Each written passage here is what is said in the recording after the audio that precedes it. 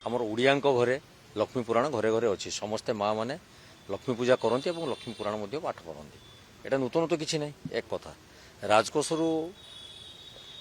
बर्तमान लोक भत्ता पाई पाना गोटे समस्या अच्छी रेशन चाउल रेशन कार्डटे पाई पाना ये समस्या रही से सरकार गुरुत्व न दे लक्ष्मी पुराण देवे। लक्ष्मी पुराण जिते जो उद्देश्य से पंडित बलराम दास लिखी जोटा रचना करते सिया चंडालुणी घरे जाकि जगन्नाथ महाप्रभु प्रसाद खाई से पाखे किसी जाति धर्म ये गोत्र किसी नाला। एवं ये सरकार कौन कर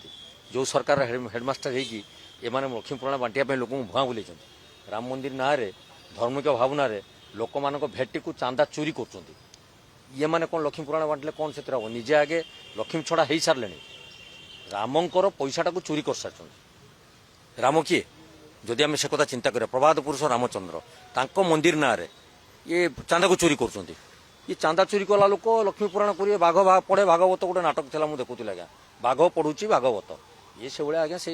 विभिन्न धर्म ना आउ तो किसी मुद्दा ना पाखे ना तेणु सी मुद्दा को नहीं एम गोटे बेपार चल तेणु ये बेपार लोक बुझी जाइए समय को अपेक्षा करूँ देखिए लोक यार कौन जवाब उत्तर देवे। तेणु ये सब गोटे प्रहसन चली लोकहसा कार्यक्रम ये लक्ष्मी पुराण बांटार किसी महत्व ना केवल राजकोष को लुंठन कर पखाड़ दिवस कर किसी उद्देश्य ना पखाड़ कौ मैंने खाते आगे सरकार जानवा दरकार गरीब लोक मैंने चाष करने गले हिड़ मूल पखाड़ खाती पखाड़ पिज जो लड़े लगे आप देखी एवं सी जो माछ भजा कतरू आरंभ कर विभिन्न पार्टी सुआदिया जिनस पखाड़ दिवस कर गरीबों उद्दिष्ट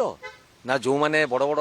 पंडा मैंने अच्छा संतुष्टिकरण करने ये व्यवस्था। तेणु लोक मैंने बुझी राजकोष कोटी कोटी टका खर्च करमती ये सब पैसा को बिंदर माने आवश्यकता स्थले खर्च नक जो अनावश्यक खर्च कर तार समय आसे लोक उत्तर लज्जाकर कथा आज्ञा शोकुआ केमिति रंधा जाए शोकुआ केमिति रंधा जाए जदि पाठ्यपुस्तक पढ़ा लिमुड़ा निमुड़ा निमुड़ा गीत मु तो नुआ कथा शुणुची मत लगुच ये सरकार गोटे नुआ योजना कर एकदम मूलरू